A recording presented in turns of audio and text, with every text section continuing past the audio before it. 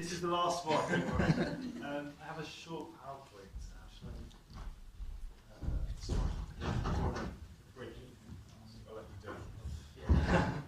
So, yes, hopefully this short talk builds on both James's and Dan's in particular, and it's about one particular recent event.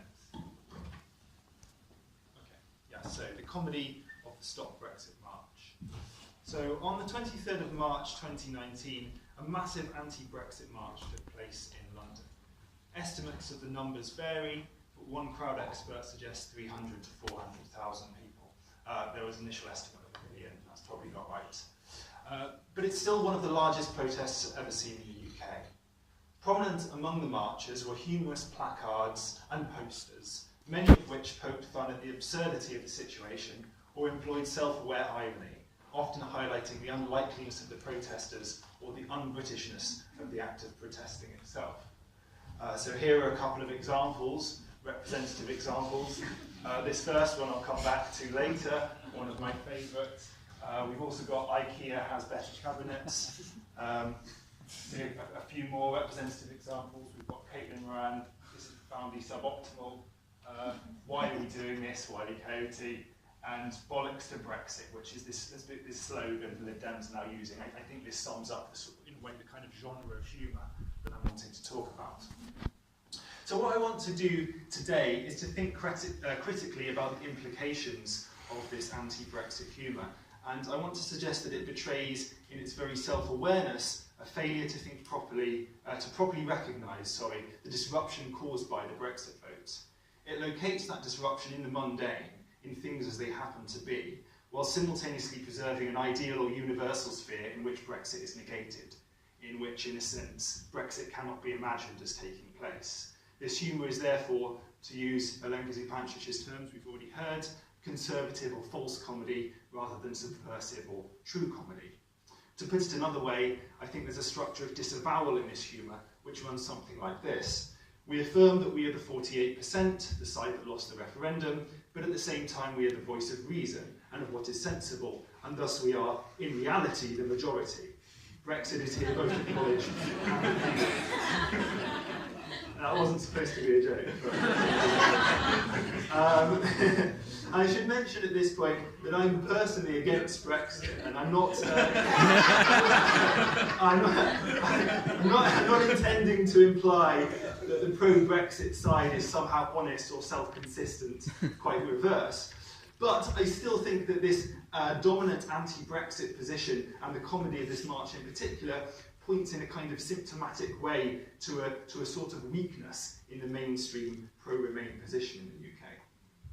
And I think we can start to understand the nature of this weakness by looking to two earlier examples of comedic protest. They're in themselves relatively minor, but taken together they provide the coordinates within which the comedy of the anti-Brexit march takes place, or takes shape.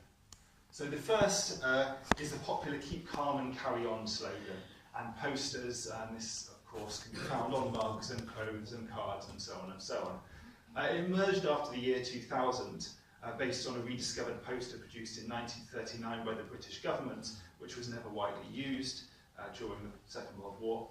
I wrote a short piece about this craze a few years ago, before 2016, for Everyday Analysis.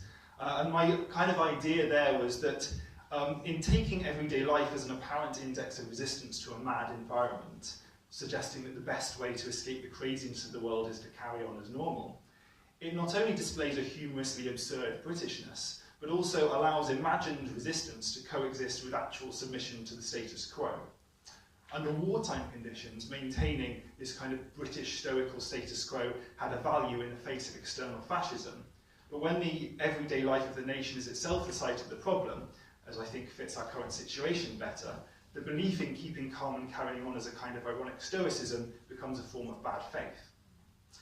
In the context of the Stop-Brexit March, the Keep Calm and Carry On poster can be taken as a model for the type of comedy that parodies the idea of protest itself, often by means of litotes or understatement.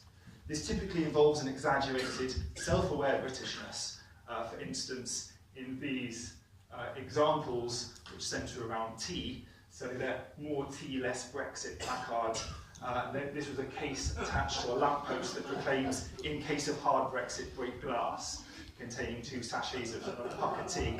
And you probably can't see this, but the tea is labelled cleanse and detox, so it's quite amusing choices of tea. So the underlying idea of these signs, so I think they are funny, but they also have, and I think part of the way they're funny is through this underlying idea that goes something like this. I'm protesting, but I'm not actually very good at protesting. I'd rather have a cup of tea. And I think behind that is a kind of idea that the position I occupy is somehow at the centre. Protesting is associated with the margins. Therefore, although I look like I'm protesting, I'm in an ideal sense not in fact protesting. There's a kind of disavowal of the protest as a whole. And there's an irony here which generates humour. But I think it also dangerously preserves an ego investment in an ideal state of affairs which is not matched by events on the ground. And I think the same idea is operating in this genre or subgenre of placard, which points out the incongruity of the placard holder's presence at the protest in the first place. So I've got 2 examples here. I don't usually protest, but really, and I'm British, I'm on a march, things must be bad. The one on the right, a bit harder to see. So again, they point to the humorous oddness of the placard holder being on a march to generate amusement. But this also indicates that the protest taking place is in some kind of strange way not really a valid protest. It's a protest that breaks the usual rules of protest, in that it has attracted people who are not protesters. These signs acknowledge that the centre ground of politics has been disrupted, and therefore there's a need to protest, but they simultaneously aver the continued existence of precisely that centre ground, imagined as fundamentally inviolate, by drawing attention to a kind of non-validity in the protest of which they are a part. The underlying assumption in such signs is, I should not be here, an idea predicated on the maintenance in the universal sphere of a belief in reasonable British behaviour which makes protests of this kind unnecessary, or should do. This is a protest, in other words, that wants to abolish itself. And in that sense, it agrees with Hegel's apocryphal claim that if facts contradict the theory, so much the worse for the facts. Which you've probably all heard. So the second instance of earlier comedic protest I want to look at can be taken as a kind of primal scene for the structures of thought I'm discussing. It comes from the 1990s Channel 4 sitcom Father Ted. In one episode, you might remember if you've seen it, Ted and Dougal are ordered to protest against the blasphemous film The Passion of St. Tibulus. It's got all sorts of nudie women in it, you wouldn't like it at all, that kind of idea. And this leads to them standing outside the Craggy Island cinema carrying signs reading, "Careful now," and "Down with this sort of thing." So what's amusing here is, of course, the mildness of the protest, the way it undercuts the typical form of the political demonstration, which centres commonly around commitment to ethical values, demand for rights, anger against discrimination. It replaces it with content that's appropriate to polite conversation or gentle rebuke. As with the Remain March, it says, this is and yet is not a protest. But also, more fundamentally, the Father Ted comedy works by making its target protest itself. Protest as a form or concept, rather than any particular instance of protest. It does this through the genericness of its slogans. Down with this sort of thing can be applied to any protest anywhere. And indeed, versions of these signs have popped up sporadically at demonstrations in the UK and beyond over the last 2 decades. It also functions as a primal scene for the comedy of the anti-Brexit March and other similar demonstrations if we realise that Ted and Dougal's signs are not primarily directed outwards towards political leaders or the wider public, but inwards at themselves. Down with this sort of thing is a self-referential sign. What it wants most fundamentally is to put down itself, to put down the protest that it represents, and indeed the very idea of protest. Ted and Dougal, after all, have only turned up because the bishop told them to. They don't really want to be there. So this scene crystallises a stance that disavows at a deep level the belief in a world where protest is necessary. Comedy also speaks to and builds community. It's one of its fundamental functions. It can do that. Freud recognised this when he observed during his discussion of the different forms taken by smutty jokes that, quote, every joke calls for a public of its own, and laughing at the same jokes is evidence of far-reaching psychical conformity. This psychical conformity becomes problematic in anti-Brexit comedy when it works against proper recognition of the social split which Brexit has highlighted. And to show how this takes place, I want to briefly analyse one placard, the one I already mentioned, 52% Pride and Prejudice, 48% Sense and Sensibility. This sign acknowledges the division of Brexit. Indeed, it does so openly and obviously. It then reframes that split through the lens of Jane Austen's novels, linking, of course, the Leave position with Pride and Prejudice, two negative terms, Remain with Sense and Sensibility, two positive terms. It supports psychical conformity by assuming enough familiarity with Jane Austen to get the joke, and in doing so, implicitly, I think, takes Austen as part of the ground of educated public discourse, which the anti-Brexit March also feels itself to represent. More than only saying they were wrong and prejudiced, we are right and sensible, however, the sign implicitly reframes the whole Brexit conflict through the lens of Jane Austen, an author who exemplifies both ironic humour and ideological enclosure. In Austen's world, no one is able to change the rules of the game. And this sign shows that the anti-Brexit March believes in those rules. It is a truth universally acknowledged. It might as well proclaim that Brexit is a terrible idea. So in taking this kind of position, it's preserving and protecting a universalism that is dangerously self-enclosed, even while it looks back at itself with self-knowing irony. So to conclude, I'll just briefly say one or two words about possible alternatives.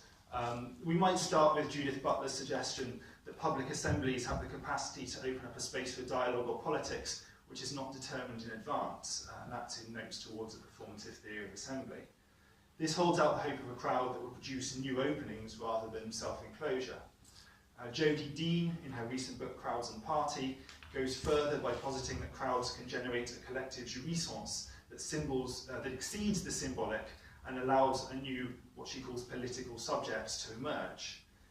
This jouissance might recall Georges Bataille's concept of sovereignty in that it is indeterminate. It dissolves any specific object the crowd sets for itself. It cannot be determined in advance.